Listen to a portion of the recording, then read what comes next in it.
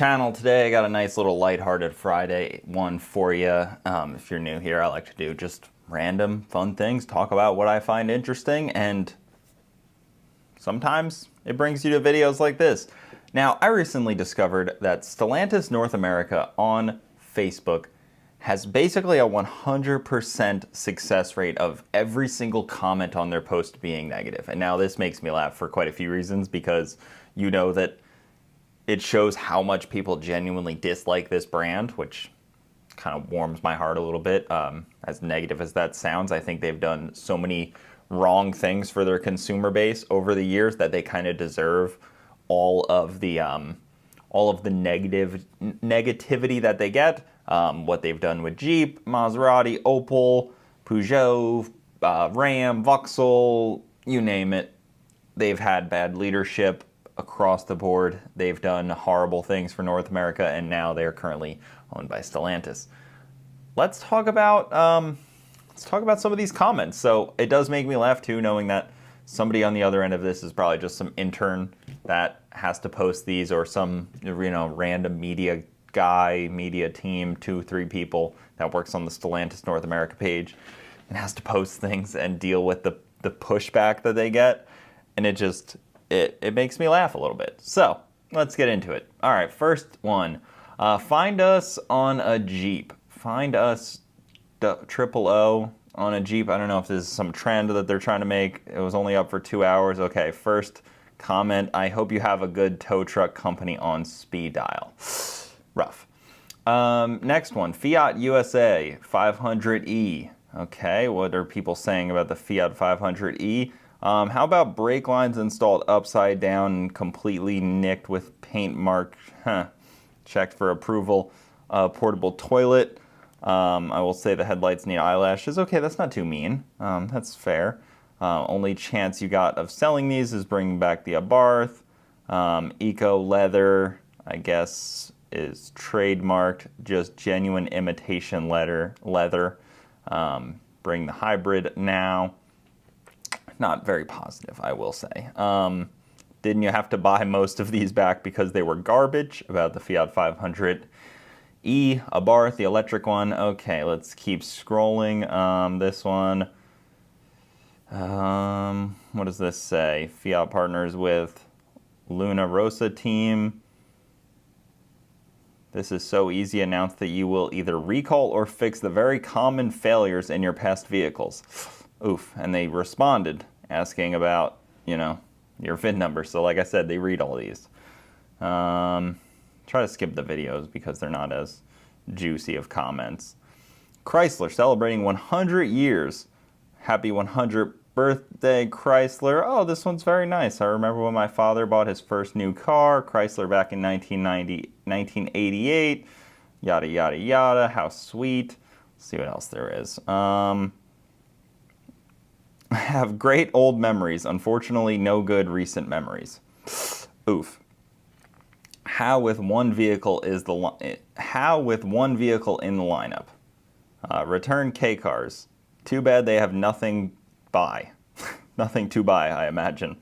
Walter P. is spinning in his grave, especially after hearing his brand, along with Maserati, are being offloaded to China. It's never good. It's never good. They're clearly celebrating 100 years. 100 years ago, Chrysler started with making one model. Today, on the day of their centennial. I know how to say that word. Centennial. Ha! I knew it. I don't know why that was stuck on my tongue there. They have reverted to type.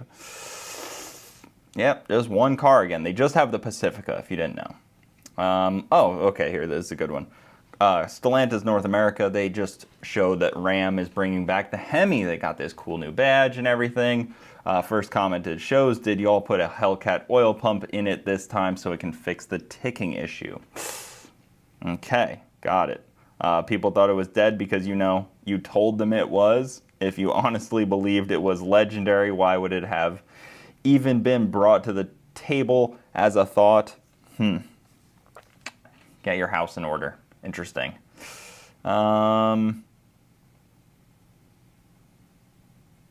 Now, please bring back the Dakota. I don't know why I can't speak today. That's actually not a bad idea. I mean, like a cool Dakota would be cool. Again, 100th anniversary. They're talking about the Pacifica, their crown jewel of Chrysler. Where's the 300 Hellcat 100-year anniversary comeback?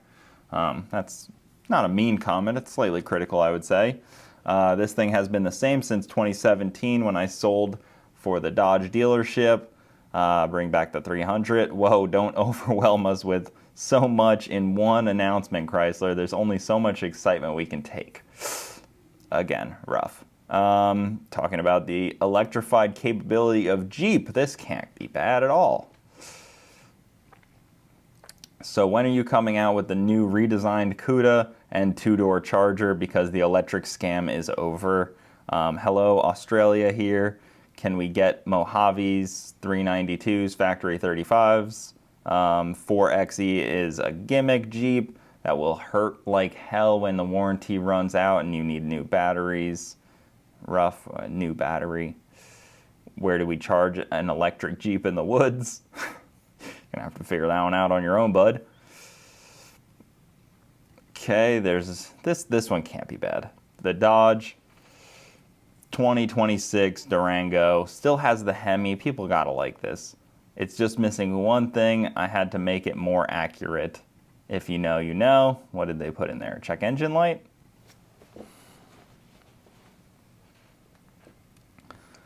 We need an 8-passenger trail. Need some security tech so that these can't be stolen in 40 seconds. Rough. Okay, here we got another one showing their EV Daytona. The Dodge EV Daytona. Bunch of comments. 118 comments. I thought Roadkill and Dodge were both dead. Make some compact, efficient cars and SUVs people can afford. No V8s, no sale. Hellcat-powered new Charger. We are waiting. They just needed to get in the plug for it. Not Roadkill without the team, just saying. If Roadkill isn't there, it isn't Roadkill nights. Will Dodge be bringing any of these oversized RC cars they're trying to sell?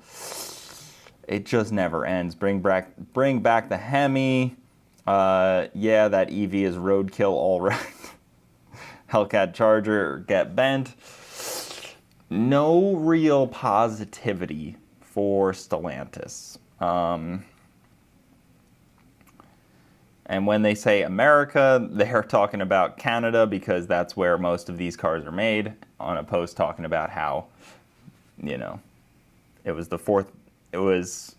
a big American-made post, and none of their cars are really American-made.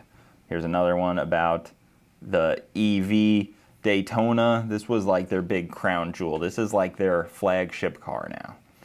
We want the Hemi, not a hairdryer. Please stop calling it a muscle car. In T-Ball, we called this a swing and a miss. A muscle car is not electric. Yeah, even if you add a speaker that makes vroom vroom noises. Muscle car family with the all-new, all-electric, no such thing. Muscle cars should never be in that sentence. No Hemi or GTFO of here. Kind of redundant, but call me when you bring back the big V8. Just tough out here. Oh, here we go. This one was a fun one. This is actually the post that triggered this whole thought. We're announcing something big, a $388 million investment into a new state-of-the-art Metro Detroit mega hub launching in 2027. Okay, let's see, 624 comments. You need an almost $400 million facility to tell your dealers that the part is on back order with no ETA. Is that a 2005 Volkswagen Passat in the drawing? Couldn't even use a Mopar. It does kind of look like it might be a Passat.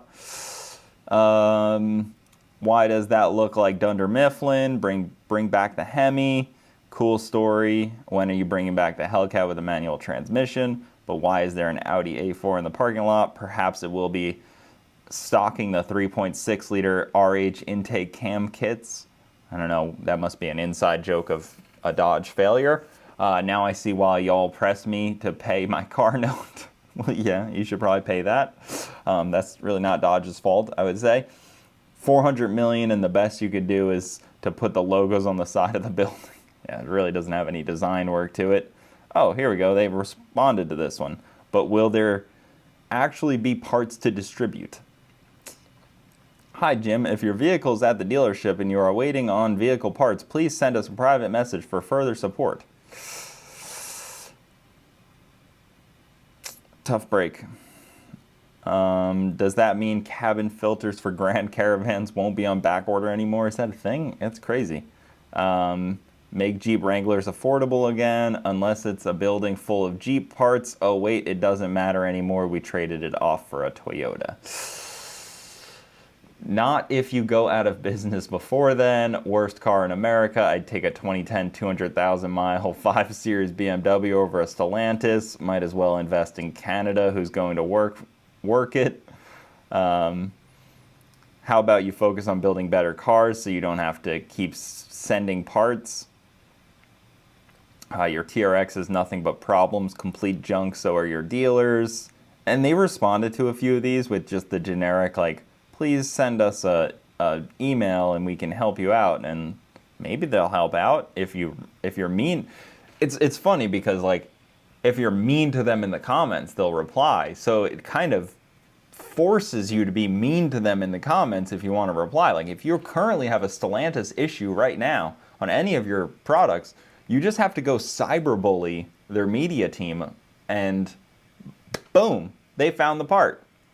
You need a new part. You need a part that isn't available. Cyberbully Matt, who's over here answering messages on Stellantis North America. I've only been waiting 14 months for a replacement engine for my car. Maybe look at upping production before being concerned with how to deliver the items you don't have. Does it come with a fix for the misfire in e-torque? What does it matter since the dealers can't get good techs? That's more of a dealer issue. Will the windows leak? And they just reply like, how can we help you? It's like, well, you should have helped me by making a better product in the first place, not on the back end of fixing it. This is funny too. Gladiator Dark Sky is here. The first comment, street tires, question mark. Yeah. I mean, it's a good question. Here we go. A proven team, capable gear, and challenging terrain. First comment, absolutely horrible company. After sale support is pathetic. You hoodwink your customers. Stellantis North America, people pay premium for your product and you don't have replacement parts for any of them. Thank you for tagging us. If you need assistance with a part order, please send us a private message. Oh, this one's got Bill Murray in it, right? This can't be bad. It's a Groundhog Day post. This has to be the end palate cleanser, right? This guy inspired him to build his Mojave Desert Edition Gladiator, or what's it called? Is that a Gladiator? It looks like a Gladiator. Yeah. Okay. I should have read it. The entire process was amazing. Look at all that. As good as the rest of the TV ad, there was one glaringly obvious and painful oversight committed by the editors. The new Jeep Gladiator was never been offered with the V8, yet the engine noises in the TV. Yeah, bad editing, I'm sure. This was, I guess, an ad for, I don't know, something.